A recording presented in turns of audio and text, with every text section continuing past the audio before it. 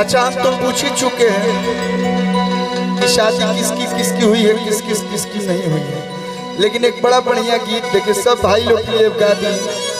लेकिन जैसा कि आपने बताया कि कुछ महिलाएं भी हैं, तो हम अपने आप को ऐसा कलाकार मानते हैं कि हम हर प्रकार के गीत गाते हैं। वही देन है कि लोग प्यार देते हैं। एगो हमारे गाना ने पीछे वायरल भइल रहा, तो हर कातिल बा फिगर हाय रे पतली कमर, खोले खातिर दे दिला के चाबी, तोहरा किया भइल बसरबी, तोहर कातिल बा फिगर। तो जितने हमारे युवा भाई हैं इतना रील बनाए, इस गाने को बहुत प्यार दिया। एक और गाना ऐसा टाइप का मैं गाया हूँ, गोरी तू तलागेलू जल परिनियान। भोजपुरी में ऐसा नहीं है, एक से बढ़ के एक गीत है, लेकिन वही है कि जो थोड़ा लोग ज्यादा पसंद करते हैं वही सुनाई दे देता है। एक गीत मैंने गाया था, आजकल नया नया भाभी जी बियाह होता लड़कन के, लव मैरिज आप लोग भी समर्थन करते हैं कि नहीं करते हैं? हाँ, लव मैरिज मत करिए लोग, नहीं तो एगो दुगो केस सुननी हमरो दिल दहल गइल बा। अब लड़का के गलती कही कि लड़की के हमरा कहाँ पता चलो। मतलब नहीं होता है, लड़की सब शादी वादी करके काका दो कर दे रही है, तो उसमें भी लड़का लोग का ही दोष है। पहले बियाह शादी होत रहे रमेश भैया, तो बिना देखले माई बाबू कह दे बियाह हो गए, लेकिन हम तो आपको और भाभी जी को देखे तो हमको लगा कि लव मैरिज है आप लोग का, अरेंज मैरिज है। तब तो आप लकी नहीं वो लकी है, इतना गोर मेहरारू पा गइल। हाँ, हम कब से जान रहे थे लव मैरिज पढ़ाई उढ़ाई होता है ना, तो उसी में अपना हो गया। हम तो कभी कम पढ़ने गए हैं, बचपने से इसी में आ गए, उसी उम्र में गाने लगे कि एगो होता पिछावा सब छूट राजा, उसी उम्र में इसी में आ गए, अपना लगे रहे। प्यार मोहब्बत क्या होता है हमको क्या मालूम, रात भर प्रोग्राम करते थे, दिन में सोते थे। हम खुली किताब है, सब लोग जानते हैं। लेकिन आजकल के लड़का भाभी जी बियाह करे से पहले लड़की के देखता लोग, लड़की को हम देखेंगे तो ही शादी करेंगे, इसके बाद का दो वो रिंग सेरेमनी एंगेजमेंट। हाँ, मेरा भी हुआ था, वहीं पहन के चलते हैं। कभी कभी होता है ना कि भुला गए तो अंगूठिया देखते तो याद करता है बाप बियाह भइल बा हमारा। हाँ, नहीं तो इतना सुनर लड़की लाइट लौके ला बुझाता कि हमर बियाह भइल बा कि नहीं के भइल। आस्था जी हमरा एकदम असवरे राय खाली लागे लगली कबो कबो, लेकिन है अंगूठिया देखी ना, जय भद्रकाली। तब पहले लोग लड़का लड़की के देखता पार्क में या होटल में कहीं मिल लिए, इसके बाद रिंग एंगेजमेंट हो गया, अब वहीं से नंबर मिल जा रहा है। पहले कुछ सिस्टम रहा भैया, अब एंगेजमेंट जैसा ही भइल, लड़का नंबर ले लेबा, लड़की के नाम कुछ हो के पहले नाम से बोला बाबू, बेबी या सोना, जो भी।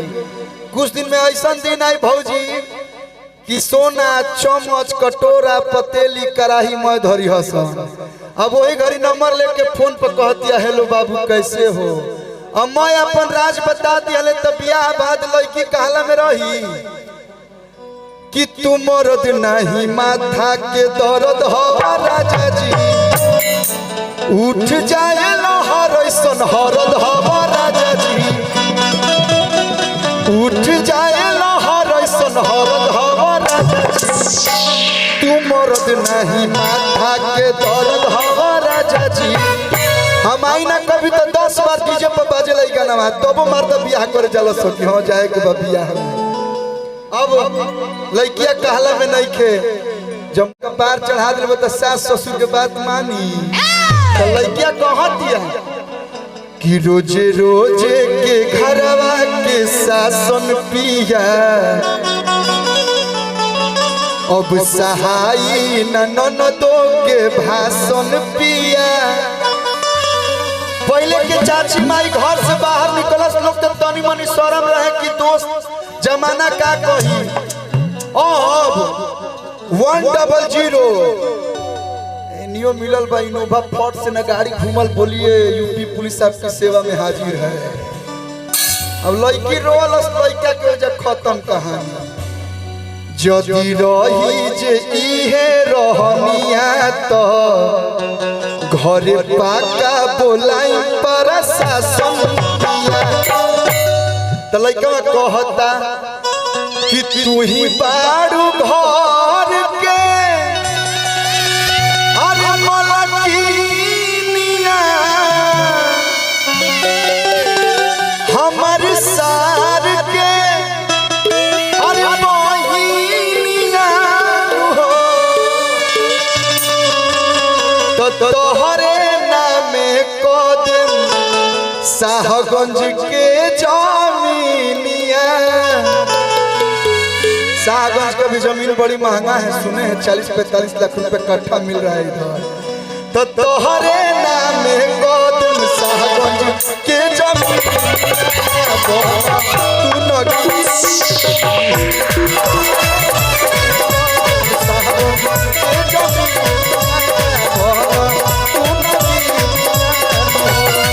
तू रोजे रोजे के घाटा के शासन दिया और सहाय ननदों के भाषण दिया। जदि रही है रहनिया तो घरे पाका बोलाई प्रशासन दिया। भैया आपसे कभी भाभी नाराज हुई है कि नहीं हुई है?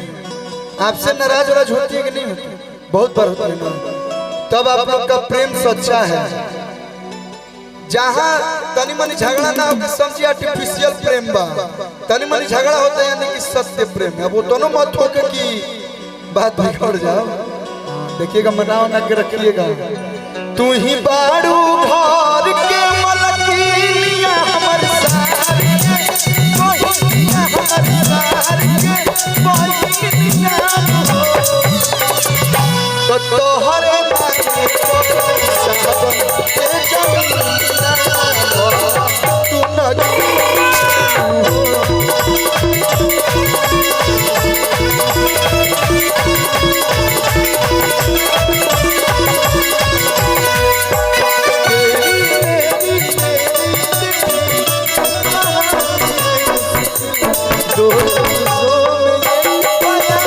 Rohit DJ.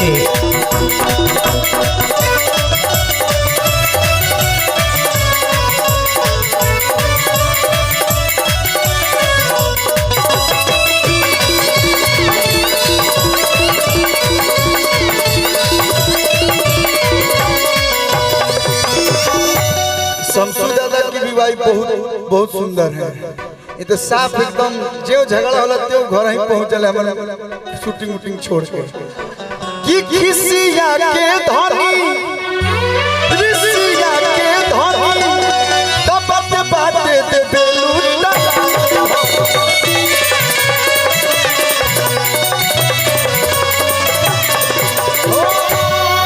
खिसिया के धनी ऋषिया के धनी तबत बाटे दे बेलूटा के धनी।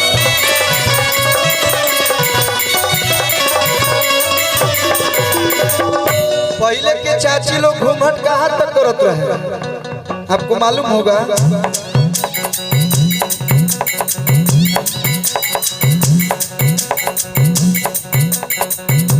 यहाँ तक फिर फैशन आया यहाँ तक। अब भाई फैशन देखिए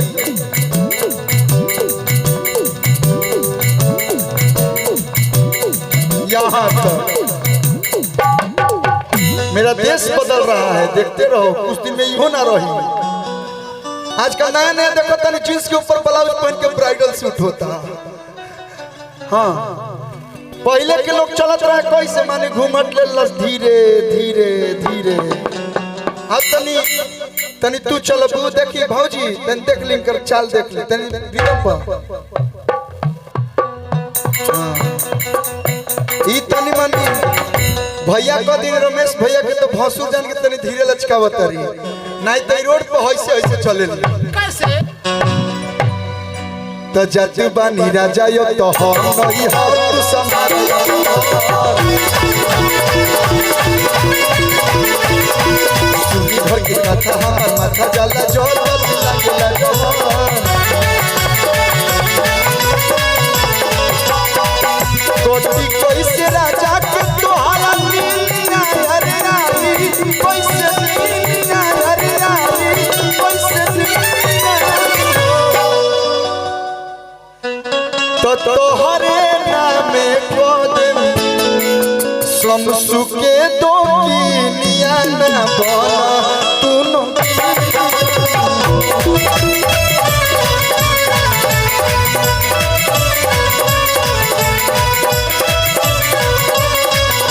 तो तोहरे नामे कोदम साहगंज के जानिया ना बना तूनो। अच्छा लगाओ तो ताली बजा के आशीर्वाद दीजिएगा।